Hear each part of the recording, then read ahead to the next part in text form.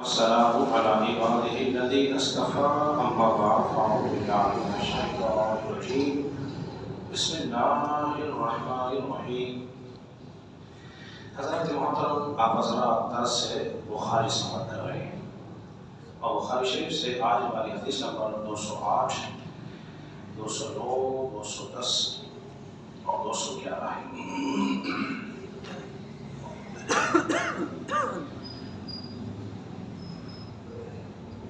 صحابی رسول فرماتے ہیں حدیث نمبر 208،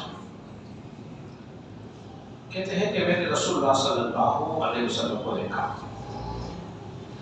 کہ آپ بکرے کے کاندھے کا گوشت کھا رہے تھے اور چوری سے کاٹ کاٹ کر کھاتے۔ پھر نماز کے لیے بلایا گیا تو آپ نے چوری ایک طرف رکھ دی اور پھر آپ نے نماز پڑھائی اور وضو نہیں کیا۔ حضرت محترم حدیث ہو گئی یہاں پر مکمل کہ نبی پاک صلی اللہ علیہ وسلم بکرے کے کاندھے کا گوشت کاٹ کے کھا رہے تھے۔ یہ نبی پاک صلی اللہ علیہ وسلم کی عادت مبارکہ تھی اور آپ نے مختلف اوقات میں مختلف چیزیں کھا کر اور ہمیں ڈھنگ سکھایا ہے کہ کھانا کیسا ہے۔ ظاہر بات ہے کہ گوشت کا بڑا حصہ ہوگا، اس کو براہ راست منہ سے نہیں لگایا جا سکتا۔ بڑے گوشت کے حصے کو براہ راست اگر منہ لگا دیا جائے، دانتوں سے کھایا جائے تو آپ سمجھ رہے ہیں کہ ایک تو یہ ادب کے خلاف ہے اور پھر اس کے مسالہ جو چیزیں ہوتی ہیں وہ سارے آپ کے منہ کو لگ جائے گی اور کوئی پریشانی تکلیف دشواری ہو سکتی ہے۔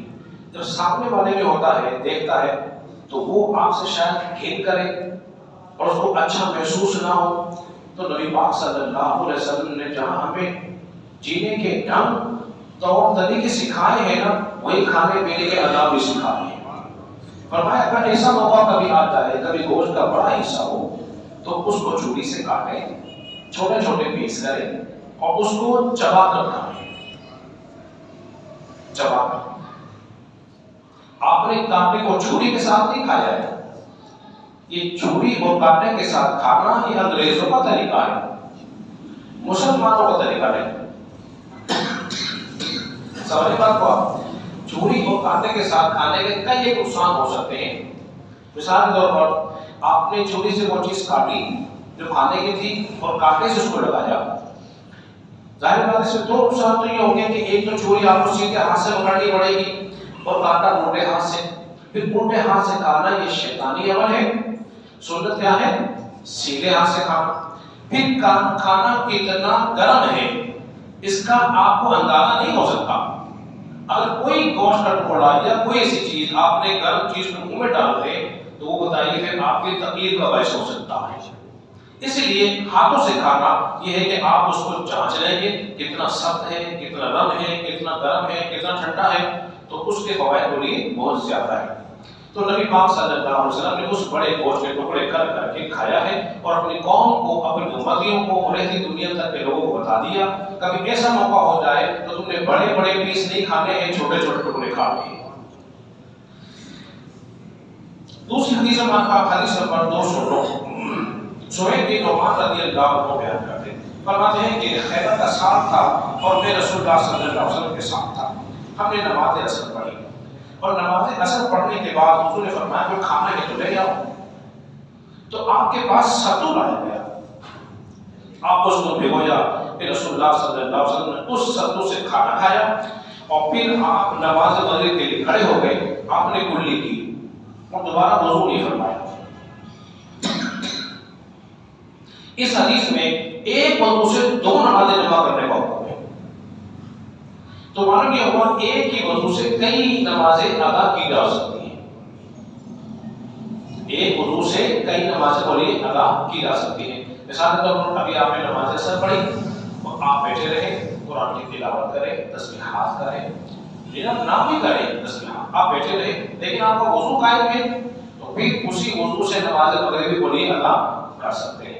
اگر دیکھ لیں ایسا نہ کہ کام پر چلے جائیں، وضو تو باقی ہے، کئی خرافات میں مبتلا ہو جائیں، فضول باتیں ہوتی رہیں، تو اب چونکہ وضو تو قائم رہے گا مگر وضو کی جو نورانیت ہے وہ کیا ہوگی بولیے ختم ہو جائے گی، اس میں پھر لطف نہیں آئے گا. بہتر یہ کہ انسان نیا وضو کر لے. دوسری بات یہ معلوم ہوئی کہ اس میں مل کے کھانا چاہیے.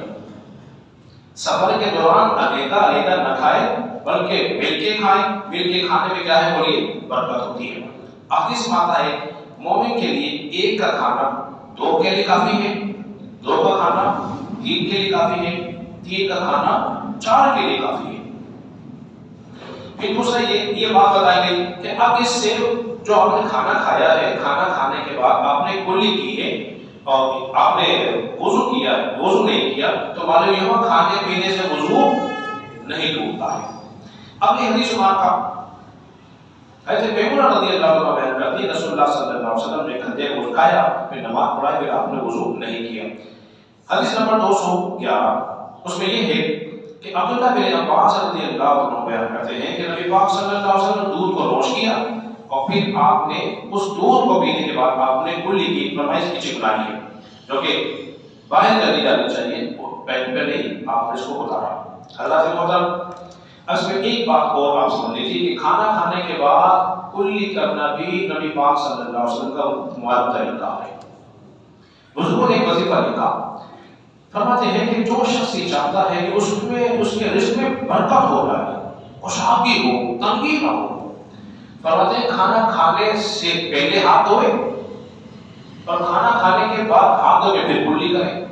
اس کا یہ عمل جو ہے اس کے رزق کے اندر برکت عطا فرمائے اس عمل کی برکت سے. پھر دوسرا یہ کھانا کھانے کے بعد کلی کرنا صفائی ہے. ایسا نہ کہ منہ کے اندر جو ذرات لگے رہے اس سے خوب پیدا ہوگی, جراثیم پیدا ہوں گے اور پھر وہ تکلیف کا باعث بنے گا تمہارے لیے بھی اور بولیے دوسروں کے لیے بھی. اس لیے کلی جب کر دیں گے تو منہ کی صفائی ہو جائے گی. تو معلوم یہ نبی پاک صلی اللہ علیہ وسلم کے ایک فعل میں کی جاتی بے شمار حکمتیں ہیں, اس میں شفا بھی ہے اور بولیے برکتیں بھی ہیں. اللہ مزید کا دعا کرے آنے کے قائدہ ہم سب کو سمجھ دیں.